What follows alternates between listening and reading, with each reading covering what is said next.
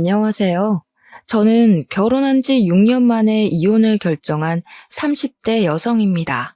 제 인생만큼은 이혼은 없을 거라 생각했는데, 역시 사람은 함부로 앞을 내다보면 안 되는가 봅니다.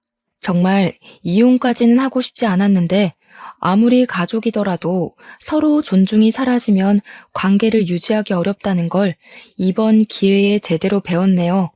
제 사연이 청취자분들께도 하나의 깨달음이 되는 사연이길 바라면서 지금부터 저의 이야기를 들려드릴게요. 저랑 남편은 길에서 흔한 설문조사를 하면서 첫 만남을 가졌는데요. 남편이 제 앞을 가로막고 설문지를 건네길래 해줬거든요. 다 작성한 후 인사하고 가려는데 남편이 남자친구 있냐고 물어봐서 인연이 되었어요. 처음엔 거절하기 좀 그래서 받아줬는데 남편이 주는 관심이 나쁘지 않더라고요. 대화를 하면 할수록 잘 통해서 나중엔 누가 먼저랄 것도 없이 비등하게 서로를 좋아했습니다. 성격뿐만 아니라 가치관까지 잘 맞아서 결국 결혼도 약속하게 되었죠. 시부모님께 인사하러 가기 전에 남편이 먼저 시부모님에 대해 얘기를 해줬는데요. 시부는 삼겹살 가게를 운영 중이었고 시모는 보험 설계사라고 했어요.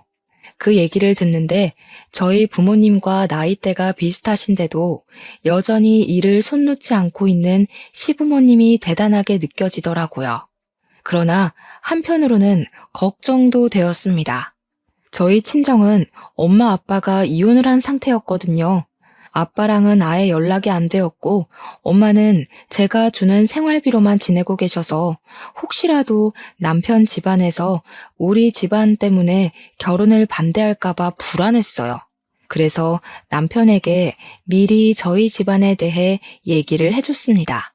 아빠가 질이 좀 안 좋은 사람이었다고, 엄마랑 이혼을 한 결정적인 이유가 도박 때문이었다고요. 그리고 아빠 빚 때문에 파산하게 된 우리 집을 저랑 엄마랑 아등바등 살면서 가세를 일으켰다는 것도 말했어요. 걱정 마.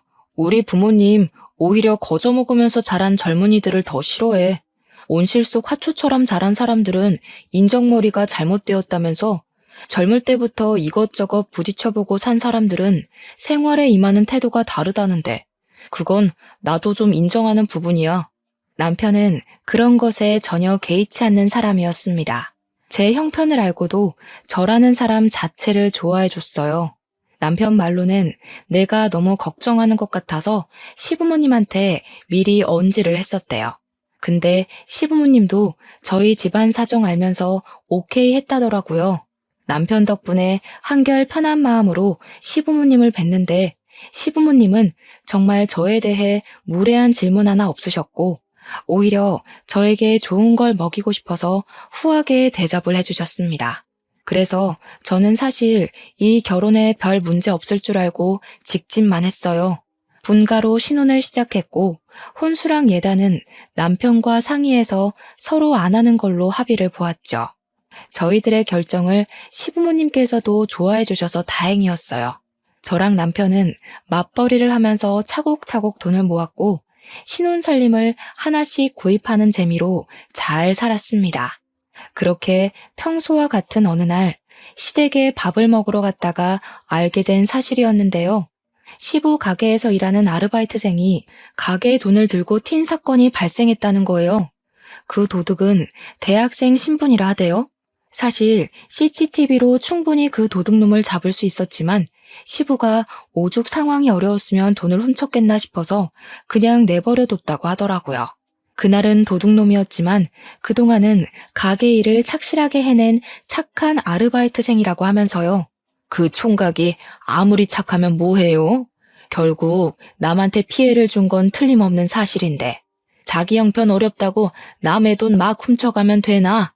자기가 돈 벌어먹기 힘든 줄 알면 남의 집 사정도 마찬가지로 어려울 수 있다는 걸 알아야지. 걔는 뭐 돈 들고 튀면서 마음이 좋았겠어? 그런 건 아무런 상관이 없는데 다만 앞으로 일이 걱정이네. 일손이 하나 모자라서 말이야. 다른 아르바이트생 구하자니 오늘 같은 사고가 안 날 거란 보장도 없고 걱정이야. 그 소리를 듣고 저는 시부의 인품에 감탄을 했습니다. 저 같으면 당장 신고해서 혼쭐을 내줬을 것 같거든요. 여기까지 저는 분명 시부를 좋게 봤어요. 그 일로 인해 시부가 아르바이트생 구하기 힘들다고 고민을 하시길래 저 또한 시부의 걱정을 함께하며 요즘 세상 각박한 걸 대신 욕해드렸죠. 근데 그 상황에 갑자기 시모가 제게 황당한 제안을 하더라고요. 그 때문에 저는 더 이상 시부를 걱정해주지 못했고 오히려 시부모님을 향해 의심을 품었습니다.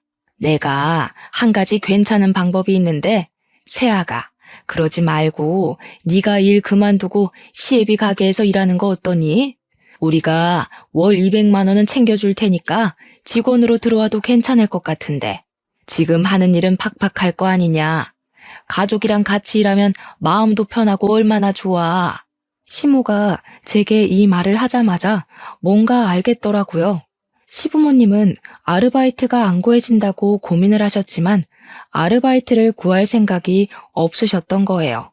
신원 확실한 저를 설득시켜서 싼값에 일을 시키고 싶었던 거죠. 가족이랑 같이 일하면 마음이 편하다고요? 여러분이 생각하기에도 과연 그렇다고 보십니까? 친가족이랑 사업을 해도 싸우기 마련인데 시댁이랑 일을 하면 얼마나 말 못할 고충이 많겠어요. 모든 며느리가 멍청한 게 아니라면 시모가 선심 쓰듯 던진 제안이 얼마나 부당하고 수상쩍은 조건인지 느낄 수 있을 겁니다. 그리고 당시에 저 직장에서 세후로 300만 원 가량 받고 있었어요. 돈을 더 준다고 해도 고민했을 텐데 200만 원이라뇨. 가족이란 이유로 200만 원 주면서 얼마나 사람을 굴려먹으려고 그러나 싶은 생각이 들었어요. 게다가 저는 제가 노력해서 쌓아온 커리어가 너무 좋고 제 청춘 바쳐 일군 직업이나 마찬가지인데 그걸 관두고 저한테 좋을 거 하나도 없는 삼겹살 가게 아르바이트를 하라고요? 아무리 생각해도 혹하는 구석이 없어서 저도 모르게 표정을 어색하게 만들어 버렸어요. 어머님, 저는 하는 일이 있는데요. 그리고 제가 사무직만 반평생 해왔던지라 가게 일머리는 없어요. 저보다는 빠릿빠릿한 학생들이 좋을 거예요. 일은 배우면 다 하게 돼 있는 거지 뭘. 식구가 곤란하다고 하면 돕고 그럴 줄도 알아야지. 우리 가게가 커지고 장사 잘 되면 결정적으로 너희한테 좋은 거잖아. 다 너희 물려줄 유산 될 건데. 안 그러니 아들?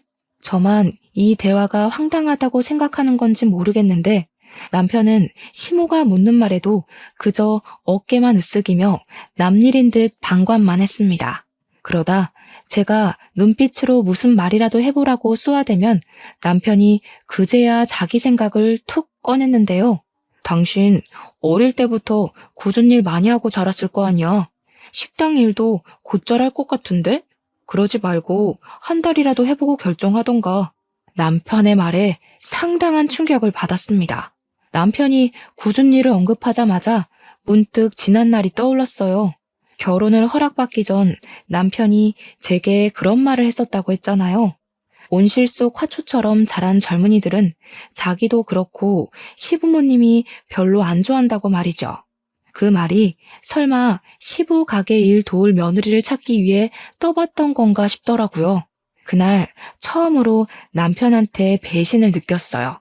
순간 그 식사 자리가 호랑이 굴처럼 위협적으로 느껴졌습니다. 결국 저는 아무도 편들어주는 사람 없이 혼자서 헤쳐나갔어요. 할 수 없이 최대한 시부모님의 마음이 안 상하게 죄송하다고 거절을 했어요. 정말 죄송합니다, 어머님. 아버님 가게 힘드신 거 이해하겠는데 제 일을 그만두고 그곳에 갈 수는 없어요. 저한테는 제 직업이 굉장히 소중한 거거든요. 앞으로 승진도 앞두고 있고 월급도 계속 오를 거라서요. 그리고 제 나이에 200만 원 받으면서 아르바이트만 하고 있으면 주변 사람들도 이 집 며느리 볼품 없다고 욕할걸요? 어머, 참나. 남말하는 걸 뭘 그리 신경 쓰니? 200만 원만 준다고 해서 그러는 거냐? 그럼 220만 원은 어떠니? 직장 다니는 거랑 똑같이 받을 거면 우리가 가족한테 왜 도와달라 하겠어? 싸게 일 시킬 수 있는 학생들 쓰지. 그럼 그렇게 하세요. 어머님 말씀하시는 거 들어보니까 저를 가족이라는 이유만으로 싸게 일시키고 싶은 것 같은데 제가 잘 나가는 직장 내려놓고 그 조건을 받아들일 리가 없죠. 대화를 하다 보니 내몰렸다는 생각을 해서 그런가 저도 모르게 시모의 말을 좀 냉철하게 받아쳤다는 걸 알았어요. 그걸 알아챘을 때는 이미 시모가 제 태도에 화가 난 상태였죠. 제가 단호하게 거절하자 시모는 더 이상 말을 잇지 않고 식사 자리를 정리하셨습니다. 그 옆에서 시부도 한숨을 크게 내쉬더니 자리에서 일어났어요. 시모는 주방으로 가버리고 시부는 방으로 들어가 버리자 그제야 저는 말실수를 했다는 걸 자각했습니다. 그 와중에도 남편은 밥 먹기 바빠 보였어요. 시부가 남긴 밥까지 가져가선 혼자만 속 편하게 배를 채웠습니다. 저희 그만 간다고 하는데도 시부모님은 조심히 가라고 대답만 했지 나와보질 않으셨어요. 시부모님이 저 때문에 토라진 건 알겠는데 그렇다고 제가 하고 싶지 않은 일을 하겠다고 선심을 보일 순 없었어요. 제 모든 걸 포기하고 고기 불판 닦는 일을 하는 건 너무 손해가 크잖아요. 그리고 저는 이 상황을 그냥 방관한 걸로 모자라 저를 더 곤란하게 만들었던 남편에게 서운함을 느꼈습니다. 집으로 돌아가는 차 안에서 남편에게 한마디 했어요. 당신이 거기서 그런 소리를 하면 어떡해. 당신 때문에 그 상황에서 내가 더 죄인이 됐어. 내 입장에 서서 얘기해줬으면 좀 좋아? 당신이 생각해도 어머님 아버님이 너무 무리한 걸 요구한 것 같지 않았어? 무리할 게 뭐가 있어. 어차피 직장이란 건 언젠가 은퇴가 있기 마련인데 사업은 내가 죽기 전까지 평생 할 수 있는 거잖아. 엄마 아빠가 일 못하게 되면 그 사업 우리 물려준다는데 미래를 생각해서 부모님한테 잘 보여놓으면 좋지 뭘 그래. 그래서 당신도 내가 10년 넘게 쌓은 커리어 포기하고 삼겹살집에서 아르바이트를 해야 된다는 거야? 나중에 우리가 그 가게 물려받을 거니까. 이유가 그거라면 어머님 아버님도 좀 너무하시네. 멀쩡한 아들 놔두고 왜 남의 집 자식한테 직장을 관두라고 한대? 너랑 내가 남이냐? 아무래도 부모님이 기성세대다 보니까 생각하는 게 옛날 방식이라서 어쩔 수 없지. 나는 부모님 살아계실 동안만이라도 아들 선호한 마음 존중해주고 싶어. 부모님한테 자식은 나밖에 없잖아. 당신이 이해해줬으면 좋겠는데. 옛날 방식으로 사는 사람이라고 이해 안 되는 상식을 밀어붙이는 건 제겐 납득이 안 되었습니다. 저 또한 저희 엄마에게 하나밖에 없는 자식이에요. 옛날 방식 고수하면서 아들은 한자리 하면서 커야 된다는 시부모님 사상에 손뼉 맞춰주고 싶은 생각 추호도 없었어요. 남편이 제게 서운함을 표현했지만 저야말로 저를 이해해 줄 줄 알았던 남편에게 배신을 당한 것 같아서 기분이 상했던 날이었네요. 어쨌든 제가 시부모님께 직접 안 된다고 거절을 했으니 새 아르바이트생을 구할 거라고 생각했습니다. 시간이 지나면 삐쳤던 시부모님의 마음도 가라앉을 거라고 생각했죠. 그런데 제가 너무 마음 편하게 좌시했던 거였어요. 그날이 있고 무려 4개월이 지났는데도 시댁을 방문할 때마다 시부모님은 저를 대면대면 하였어요. 시모는 대놓고 제게 감정 상했다는 걸 차가운 말투로 표시했고 시부는 저한테 아예 말을 안 걸었습니다. 시모도 시모지만 시부가 원래 저를 딸처럼 많이 예뻐해 주셨던 분이거든요. 근데 아르바이트 거절했다고 저를 4개월째 투명인간 취급하시니 정말 난감하더라고요. 괜히 마음이 불편해서 저 또한 표정에 곤란함이 그득할 때면 시모가 그런 제 모습을 마주칠 때마다 꼭 가슴 후벼 파는 말을 한마디씩 툭 던지셨어요. 너도 참 독한 편인가 보구나. 가족일 좀 도와주면 될 걸 그게 그렇게 힘들어? 아니면 눈치가 없는 거냐? 우리가 이렇게까지 기분 상해 있으면 젊은 네가 먼저 다가와서 좀 져줄 수 있는 거 아니야? 우리랑 이렇게 지내는 거 불편하면 내 제안 다시 생각해보지 그러니. 네? 아직 아르바이트 안 구하신 거예요? 죄송하지만 어머님, 제 생각은 여전히 똑같아요. 어머님이랑 아버님이 백날 첫날 기다리고 여쭤보셔도 만족스러운 답을 못 드려요. 그러니까 아르바이트 구하세요. 너 보통 고집이 아니구나. 당분간 이 집 문턱 넘는 일 없도록 해라. 아무래도 내가 한동안은 네 꼴 보기 싫을 것 같다. 그래도 시부모님 기분 풀어주고자 일주일에 한 번은 시댁을 찾아왔었는데 그게 오히려 시부모님께 반감을 샀던 것 같았어요. 시부모님이 제가 먼저 아르바이트 하겠다고 말해주길 기다린 것 보면 저를 볼 때마다 그 생각만 하고 있었나 봅니다. 시간이 갈수록 시부모님이 주는 압박과 눈치는 점점 더 심해져서 저 결국 시모 말대로 시댁 가는 발걸음을 줄이게 되었고 어느 순간 저도 모르게 발길을 뚝 끊게 되었어요. 시댁과 화해를 하고 싶지만 당장은 제 얼굴을 보여주는 것이 그분들께 스트레스일 것 같아서 저도 조심했습니다. 그러나 아무리 사이가 안 좋더라도 시댁 행사는 가야 하잖아요. 제가 명색의 며느리인데 시부모님이 꼴 보기 싫다 했다고 시부모님 생신까지 안 챙기면 얼마나 눈치 없는 며느리가 되겠습니까? 시부 생신이라서 마침 시부가 좋아할 만한 선물 사주며 기분을 풀어주면 좋겠다고 생각했습니다. 그래서 저 정말 회사 반차까지 내면서 백화점에 가 신중하게 시부의 선물을 골랐어요. 남편이 뭐하러 그렇게까지 하냐고 그냥 용돈 주면 된다고 하길래 그건 뭔가 성의가 없는 것 같아서 꼭 선물을 해드리고 싶었어요. 그렇게 긴장되는 마음으로 오랜만에 시댁을 방문했습니다. 시부모님은 생신날이라 그런지 평소보다는 말투가 부드러웠어요.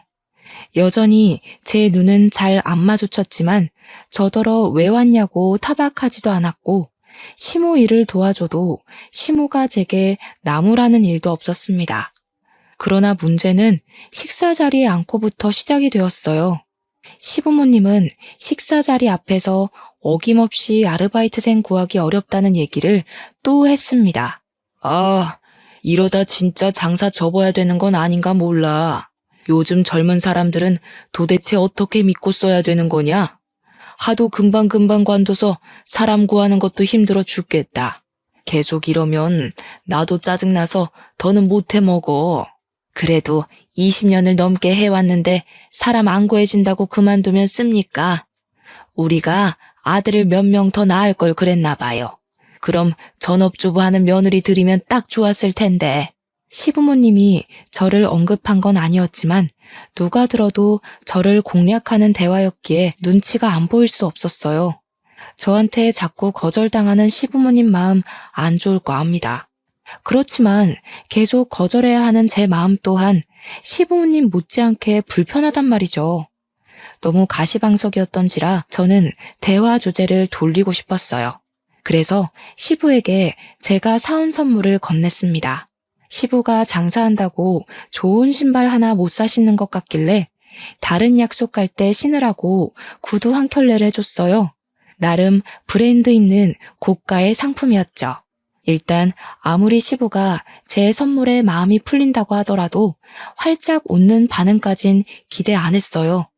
그냥 저한테 고맙다거나 제 눈을 마주해주면서 따뜻한 말 한마디 해주시는 거면 충분했습니다. 적어도 선물을 받았으니 그런 작은 반응 정도는 올 거라고 생각했어요.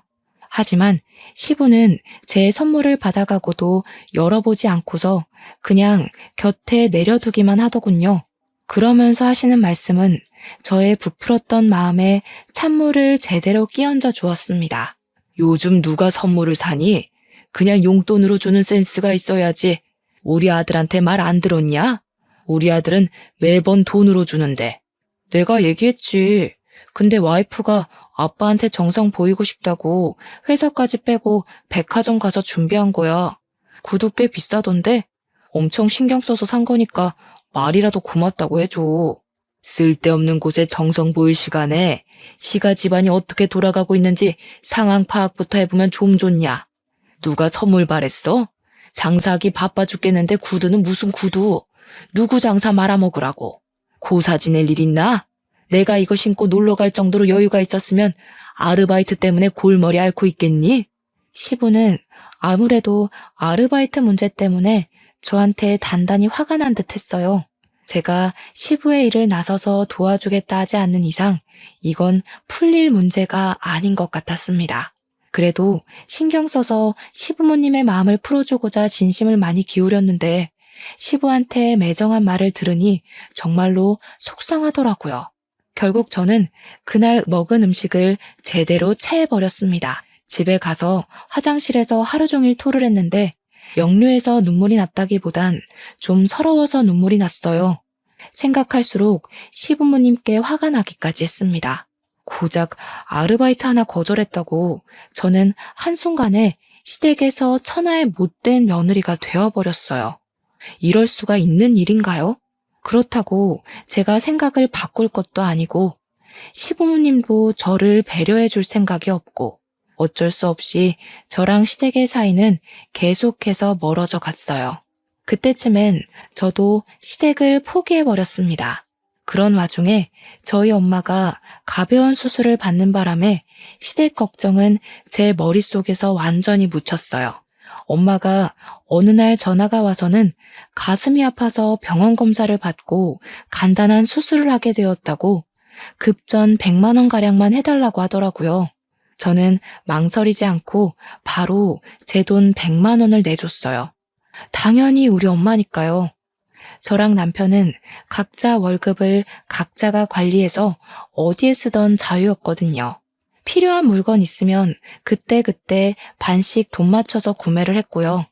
그래서 엄마 수술비로 100만 원 나갔다는 말은 굳이 남편한테 안 해도 되었는데 그냥 제가 말했습니다. 식구가 아파서 수술을 하는 건 서로 알고 있으면 괜찮을 것 같아서였죠. 남편도 저희 엄마 걱정해주면서 혹시 돈 더 필요하면 보태줄 테니까 말하라고 하더군요. 그러면서 병원에 입원해 있는 저희 엄마한테 따로 전화를 해 안부를 물어주었습니다. 여기까지는 괜찮았죠. 그런데 남편이 우리 엄마 아픈 걸 시모한테 말했나 보더라고요.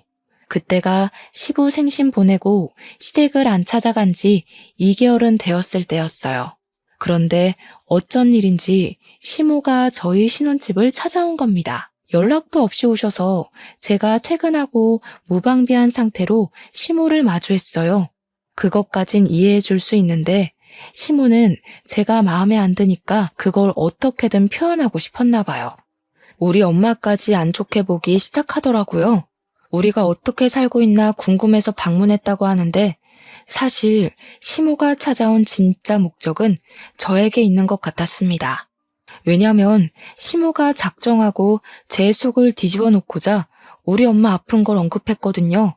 그것도 아주 가볍게 말이죠.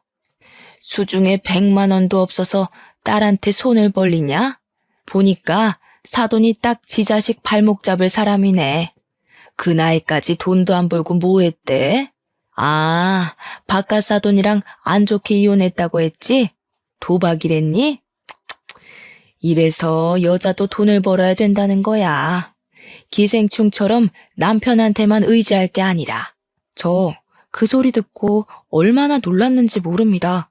어떻게 자식이 듣는 앞에서 부모를 기생충이라 표현할 수가 있나요? 시모가 여태 말을 빙빙 돌려서 사람 피말리며 차갑게 말한 적은 있어도 대놓고 사람 기분 나쁘라고 하는 말은 처음이었어요. 어떻게 사람이 저런 저렴한 멘트를 입에 담을 수가 있는 건지 어이가 없어서 저도 모르게 시모를 노려보았습니다. 그러자 시모가 제 표정을 딱 알아채고는 지금 째려보는 거냐고 콧방귀를 뀌더라고요. 내가 뭐 틀린 말 했니? 사돈하는 짓이 오죽 답답했으면 이러겠어? 너 생각을 해봐라. 다른 집 보험사들은 사돈 댁에서 보험 다 들어주고 한다는데 나는 사돈이 땡전 한 푼 없는 사상위 계층이라 도움도 못 받고 서럽지 않겠어? 그럼 이 정도 말은 할 수 있는 거지. 그런데 어딜 눈을 부라려? 어머님, 그만하세요. 자꾸 저희 엄마에 대해 함부로 말씀하시면 저도 어머님에 대해 함부로 얘기할 거예요. 제가 지금 얼마나 참고 있는지 안 보이세요? 뭐야? 그래서 나 협박하는 거냐? 네가 나한테 함부로 말하면 뭐 내가 쫄 것 같니? 내가 살아온 세월만 60년이 넘는다. 고작 내 나이 반밖에 안 살아본 네가 하늘같이 높은 어른을 협박한다고 그게 먹힐 것 같니? 하긴 어머님 말발이 하도 현란하고 뻔뻔해서 말로는 못 이기겠네요. 근데 다 늙은 몸뚱어리보다는 제 몸이 훨씬 뛰어날 거잖아요. 저도 어머님처럼 무례한 사람한테 말로만 덤빌 생각 없어요. 저는 시모가 앉아있는 가죽 소파로가 가죽 쿠션을 들고 시모의 가슴팍을 빠르게 후려쳤습니다. 그러자 무방비한 상태로 강하게 맞은 시모가 가슴을 부여잡고 허리를 굽히면서 억소리를 내었어요. 또 제정신이야? 고집만 센 게 아니라 손찌검까지 하는 년이었니? 아무리 개념이 없어도 그렇지 어디서 건방지게 어른을 때려? 안 아프잖아요. 한 수천 대는 더 맞으셔야 어머님 말 때문에 상처받은 제 기분 아실 것 같은데요. 저희 엄마 깔본 것도 반성하실 것 같고요. 얼굴 맞기 싫으면 손 치우시죠. 이것이 뭘 잘못 처먹었나? 너 이거 내 아들한테 다 말할 거야. 절대 그냥 안 넘어갈라니까 당장 이혼 도장 준비해놔라. 네, 준비할게요. 그럼 이제 제 어머님도 아니시니까 우리 엄마 모욕한 아줌마 취급해도 되는 거죠? 전 생판 남한테는 자비가 없는 사람이라서요. 저는 그대로 가죽 쿠션을 시모 얼굴로 날렸습니다. 시모의 가슴팍을 후려쳤을 때보다 훨씬 감정을 담았고 센 힘으로 휘둘렀어요. 그러자 시모가 코를 부여잡더니 아까보다 더 고통스러운 소리를 빽 지르더군요. 한 대로 아쉬워서 제가 한 번 더 쿠션을 치켜들었더니 시모가 저를 밀치고 불이 나게 집을 박차고 나가버렸습니다. 그리고 저는 일이 커질 대로 커졌다는 걸 알았죠. 시모에게 당당히 이혼을 선언했으니 말 그대로 이혼을 해야 했습니다. 당연히 이 사실을 알았을 남편은 시모의 말만 들었을 테니 시모 편에 서서 제게 항의할 거라 예상을 했어요. 역시나 예상 적중이더군요. 남편은 집에 오자마자 저한테 삿대질을 하면서 성질을 내었습니다. 당신 우리 엄마 코피 터뜨렸다면서? 제정신이야? 어떻게 나이 많은 어른한테 손찌검을 할 수가 있어? 당신 그렇게 안 봤는데 예의라곤 말아먹은 사람이었어? 긴 말하지 말고 그냥 도장 찍자. 나도 우리 집 비렁뱅이라고 대놓고 비웃는 집이랑은 상종하기 싫어. 우리 엄마더러 기생충이네. 그러니까 이혼한 남편도 그 모양 그 꼴이지. 이런 욕하는 어머님을 내가 앞으로 어떻게 모시겠어? 남편은 시모가 우리 엄마를 모욕했는진 몰랐는지 제 말에 약간 당황했습니다. 저는 너무 분해서 눈물까지 흘렸어요. 남편에게 입장 바꿔 생각해보라고 내가 손찌검 끝까지 참았어야 했냐고 짜증을 내버렸습니다. 아무리 그래도 대화로 잘 풀면 되는 걸. 당신이 너무 섣불렀어. 우리 엄마 놀라서 알아누웠다고. 당신이 먼저 가서 사과하는 게 좋을 것 같은데. 그래. 이래서 내가 당신은 별로 설득 안 하고 싶다. 내가 사과를 왜 해? 이제 이혼하면 아무짝에 상관없는 사이인데 우리 엄마 아픈 걸로 깔보셨으니까 벌 받는 거라고 생각하라 그래. 뭐? 야, 이혼이 누구 집 개 이름이냐? 이혼은 무슨 이혼. 그냥 네가 가서 사과하면 다 해결될 문제야. 왜 매번 우리 부모님한테 져주질 않아? 꼭 어른을 이겨먹어야 되겠어? 반대로도 묻고 싶네. 꼭 자식 같은 젊은이를 이겨먹어야겠냐고. 나이 많다고 무조건 배려받기만 원하지 말고 먼저 선심을 보였어야지. 이혼하기 싫으면 어머님 보고 직접 와서 나한테 사과하라고 해. 우리 엄마 깔본 것도 정식으로 사과하라고 하고. 안 그럼 이혼이야. 남편은 제 말에 고민하는 것 같더니 그마저도 자기 자존심 때문인지 제게 굽히고 들어가려 하지 않았습니다. 결국 저더러 마음대로 하라고 짜증만 낸 뒤에 돌아서 버리더군요. 이쯤 되니까 제가 누구를 사랑했고 누구를 위해 이 집 식구가 되어 마음고생을 했는지 모르겠더군요. 저랑 찰떡궁합인 줄 알았던 남편이 결혼 생활 몇 년 만에 이렇게 변해버린 모습을 보자 너무 서러웠어요. 그래서 결국 저는 남편과의 6년간 결혼 생활을 마침표 찍게 되었습니다. 시모한테 끝까지 사과를 받지 못한 게 마음에 걸렸지만 이혼을 하고 나니까 그래도 속은 시원하더라고요. 저는 이혼을 하고 시골 사는 친정엄마를 서울 집으로 모시고 와 같이 지냈습니다. 엄마가 저를 많이 걱정해줬는데 저는 엄마한테 제가 무슨 이유로 이혼했는지는 밝히지 않았어요. 그냥 성격 차이라고만 둘러댔죠. 엄마랑 지내니까 왠지 10대로 돌아간 것 같은 기분이었어요. 이혼 전에는 누군가의 아내로 며느리로서 그 역할을 잘해내려고 어른인 척 했었는데 엄마 옆에선 영락없는 딸이 될 수 있어서 마음이 편했습니다. 그렇게 무탈한 시간을 보내던 어느 날이었어요. 갑자기 제 앞으로 사망보험금이 떨어진 겁니다. 너무 액수가 커서 이게 뭐지 하고 알아봤다가 우리 아빠의 사망보험금이란 걸 알았어요. 제가 어릴 적 엄마가 이혼을 했기 때문에 그 이후로 쭉 아빠 소식은 못 듣고 지냈는데요.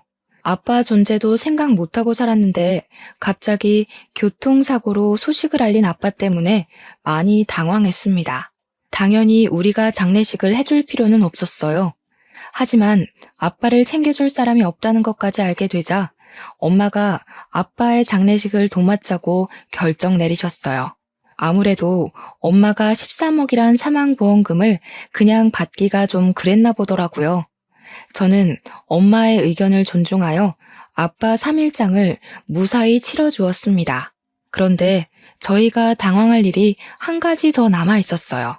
이미 13억이라는 보험금 수익자가 된 것만으로도 당황스러운데 아빠가 도박을 해서 돈을 딴 적이 있었나 봅니다. 아니 글쎄 아빠 앞으로 된 땅이 하나 있었더라고요. 그것마저 저한테 유산으로 돌아온 겁니다. 졸지에 평범한 직장인이었던 제게 땅이 생기고 억대 자산가 되었어요. 마치 복권 1등에 당첨된 것처럼 당황스러웠지만 저는 이걸 그동안 마음고생한 값이라 생각하고 받아들였습니다. 신혼집을 나오고 엄마랑 같이 월세에 살던 저는 엄마랑 둘이 살 집을 구하게 되었어요. 살면서 아파트를 매매로 들어가게 될 줄은 몰랐는데 그 꿈을 생각보다 빨리 이루게 되어 기뻤습니다. 새 집으로 이사를 간 저희는 이삿짐 정리로 정신이 없었어요. 그런데 엄마가 시골 사람이라 정이 많은데 굳이 신경 안 써도 되는 옆집에 자꾸 떡을 갖다 주라고 챙겨주는 겁니다. 엄마, 서울에서는 이런 거 안 해. 떡 주는 것도 옛날이나 고맙다고 받았지 요즘에는 이런 거 주면 의심만 받는다니까. 저는 2020년대에 떡을 갖다 주러 아파트 이웃집에 들르는 것이 민망해서 괜히 더 엄마한테 투덜거렸어요. 그러니 엄마가 세상 팍팍해진다고 덩달아 팍팍해지지 말라고 타박하더라고요. 저는 할 수 없이 떡을 들고 옆집 가서 초인종을 눌렀습니다. 그러자 웬 총각이 한 분 나왔는데요. 출근하는 길인지 가방을 챙겨 들고 있는 모습이었어요. 어리둥절해하는 총각에게 저는 쓸데없는 말 안 하고 바로 떡을 전해주었습니다. 혹시라도 안 좋은 기색을 보이면 어쩌나 걱정했는데 다행히도 총각이 엄청 고마워하더라고요. 예의상 고마워한 게 아니었어요. 고맙다는 말을 계속하면서 그걸 그 자리에서 입에 물더라니까요. 그리곤 그대로 손으로 들고 먹으면서 엘리베이터 타고 내려갔습니다. 그 뒤로 희한하게 그 총각이랑 자주 마주치게 되었어요. 떡을 주고받았으니 서로 안면은 이미 텄고 그러다 보니 가벼운 대화까지 많이 나누게 되었는데요. 신기하게도 그게 인연이 되어서 연락처를 주고받았지 뭡니까. 좀 친해지고 나서 보니까 남자 직업이 기자란 것도 알 수 있었어요. 그래서 밤낮 구분 없이 특종만 있으면 날아다닌다고 끼니를 잘 못 챙겨 먹더라고요. 제가 떡을 준 날도 12시간 밥을 굶은 상태였는데 마침 우리 엄마가 챙겨준 떡 덕분에 든든했다고 또 한 번 고마웠다고 했습니다. 그게 괜히 마음에 걸렸던 저는 엄마한테 옆집 이야기를 하다가 그분의 사정까지 말하게 되었는데요. 엄마가 집에 데려와서 밥 먹이자고 하대요. 그러려고 말한 것 아니었는데 솔직히 나쁘지 않은 제안 같아서 제가 그분께 엄마 말을 전달해 줬더니 사양 안 하고 바로 기뻐하는 거 있죠. 그때부터 그분은 정말 부지런히 저희 집 초인종을 눌렀습니다. 덕분에 집에서 심심하게만 했던 엄마는 옆집 총각 밥 해주는 재미로 살았어요. 본의 아니게 셋이서 겸상하는 날이 들어갔는데 그 정 때문인지 어느 날 기자분이 제게 마음이 있다고 고백을 했습니다. 그런데 저는 이혼녀잖아요. 저 또한 기자분에게 호감이 있었지만 이혼녀 꼬리표가 미안해서 그 감사한 마음을 받아주질 못했습니다. 근데요, 당황스럽게도 기자분이 제 이혼 사실을 알고 있더라고요. 알고도 제게 고백하는 거라고 엄청 당당하게 말하길래 어떻게 알고 있냐 했더니 엄마가 알려줬답니다. 저 몰래 총각한테 제 얘기를 많이 했나 보더라고요. 저랑 만나보라는 말까지 했다는 거 아니겠어요? 엄마 때문에 민망했지만 어쨌든 저는 그렇게 그 기자분이랑 사귀게 되었어요. 이혼을 하고 1년 만에 남자친구가 생긴 거죠. 남자친구가 생기고부터는 제 인생에서 아무기나 다름없었던 결혼의 기억이 많이 묻혔어요. 그래서 남자친구와 함께하는 시간이 더 좋았죠. 저는 남자친구에 대해 어느 정도 다 알았다고 생각했습니다. 근데 의외로 제가 몰랐던 부분이 남아 있었더라고요. 그건 겨우 묻어버렸던 지난 6년간의 결혼 생활이 한꺼번에 다시 생각났을 만큼 당황스러운 사실들이었어요. 어느 날 남자친구랑 같이 데이트한다고 연차를 내고 나름 멋을 부리며 들떠있던 날이었어요. 남자친구가 저한테 같이 가고 싶은 곳이 있다고 데려가 주더라고요. 그런데 그 방향이 매우 익숙한 방향이었고 또 아는 동네인 겁니다. 그때부터 제 눈이 아주 바쁘게 돌아갔어요. 설마 했는데 잊은 줄 알았던 시댁의 흔적이 있는 곳인 거 아니겠어요? 남자친구가 저를 데리고 간 동네는 바로 시부의 삼겹살 가게가 있는 곳이었습니다. 저는 남자친구한테 티를 내지도 못하고 눈치만 봤어요. 그리곤 우연히 전 시부의 삼겹살 가게 앞을 지나가게 되었을 때 그 내부를 슬쩍 엿봤습니다. 참 타이밍 좋게도 시부가 손님이랑 싸우고 있더라고요. 거짓말도 작작 쳐야지. 손님이 일부러 벌레 넣었는지 아닌지 내가 어떻게 알아요? 우리 매장에 CCTV도 없거든요. 그거 알고서 마음대로 벌레 넣은 거 아니야? 어머머, 말하는 것 좀 봐. 저 그렇게 한가한 사람 아니거든요. 사장이시면 빨리 환불이나 해달라고요. 환불 못 해줘요. 기분 나쁘면 인터넷에 올리든가 말든가.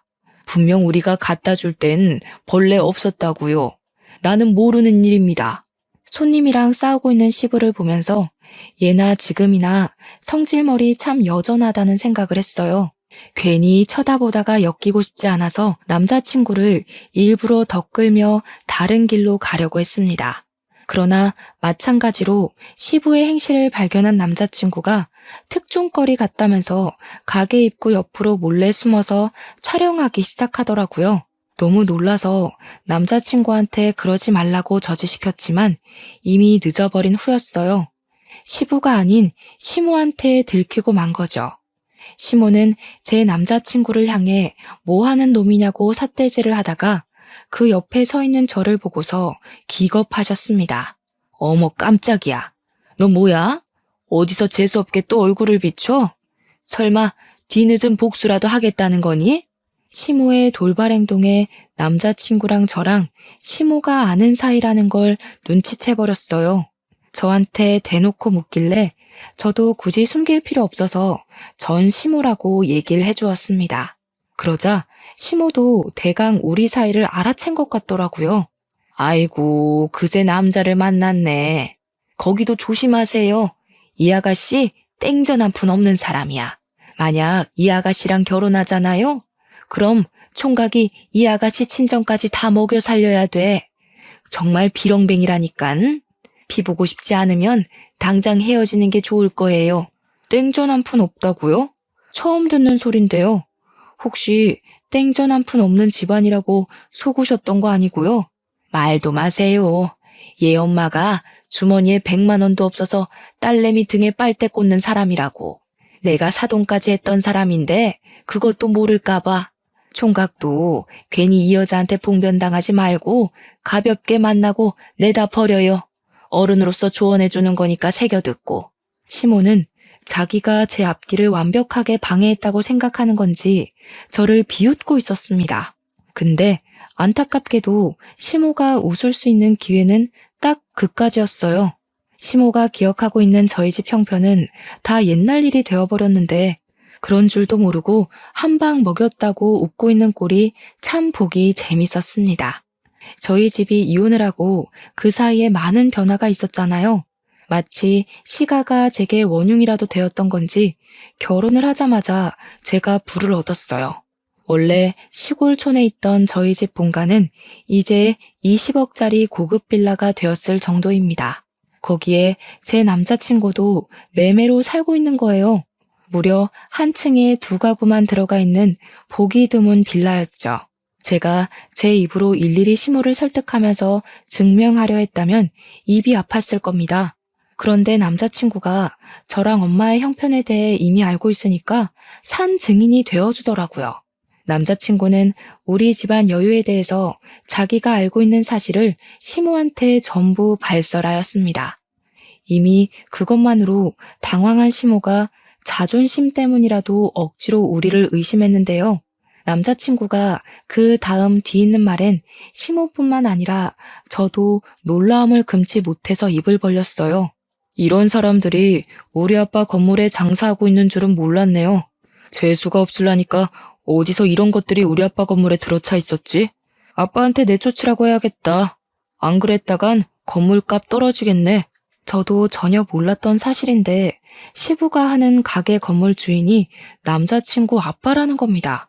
이건 전혀 생각지도 못했던 사실이라 좀 충격이었어요.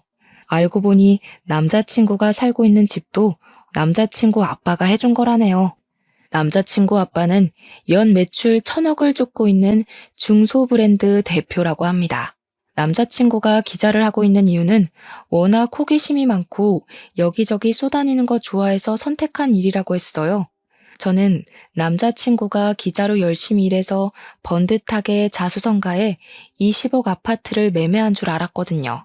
말로만 듣던 금수저, 아니 다이아 수저일 거라곤 상상도 못했습니다. 남자친구 재력에 당황해서 잠깐 잊고 있었던 시모를 슬쩍 봤더니 시모 또한 아차 싶었는지 얼굴까지 벌개져 있었어요.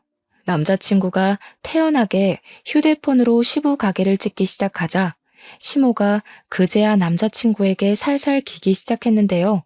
저는 보란듯이 시모를 깔봐주었습니다. 어쩌나? 그놈의 입방정 때문에 남편이랑 아들 발목 잡게 생기셨네요. 그러게, 평소 좋은 마음 먹고 살았다면 얼마나 좋아요? 속내가 썩어 문드러졌으니까 얼굴에 죽음도 자글자글 하잖아요. 그새 더 늙으셨네. 그런 얼굴로 보험 팔면 사람들 다 도망가요. 그 사람이 우리 엄마를 깔봤던 것처럼 언젠가 한 번은 저도 그 사람을 깔보는 날이 왔으면도 싶었는데 그게 그날이 될 줄은 몰랐습니다. 저는 시모를 잔뜩 조롱해주고 남자친구와 함께 자리를 떴어요. 남자친구는 진짜 그 사람들을 자기 아빠한테 말해서 내쫓았다고 하더라고요. 그러면서 저더러 그 사람들이랑 한 식구 하느라 힘들었겠다고 위로를 해주는 거 있죠. 자기는 잠깐만 말 섞었는데도 내쫓고 싶을 만큼 숨이 막혔다면서 말이죠. 그 뒤로는 그 사람들 소식을 굳이 안 찾아봐서 모르겠는데 아마 빚에 전전하고 있지 않을까 싶어요. 저는 만나고 있는 남자친구와 결혼 전제로 만나는 건 아니에요. 좀 잘 맞고 잘 통한다고 해서 덜컥 결혼을 결심하는 건 어리석은 행동이란 걸 알아버렸거든요. 결혼을 하고 싶은 타이밍이 어떨 때 들어야 정답인 건지 아직은 모르겠지만 지금 만나고 있는 남자친구랑은 그저 모든 걸 신중하고 싶네요. 아무튼 이혼을 고민하고 계신 분들이나 한 번 정도는 이혼을 마음에 품어봤던 여러분들도 여러분들에게 가장 최선인 해답을 향해 나아갈 수 있었으면 좋겠습니다. 늘 행복하시고 소중한 시간 내어 관심 있게 들어주신 것도 감사합니다.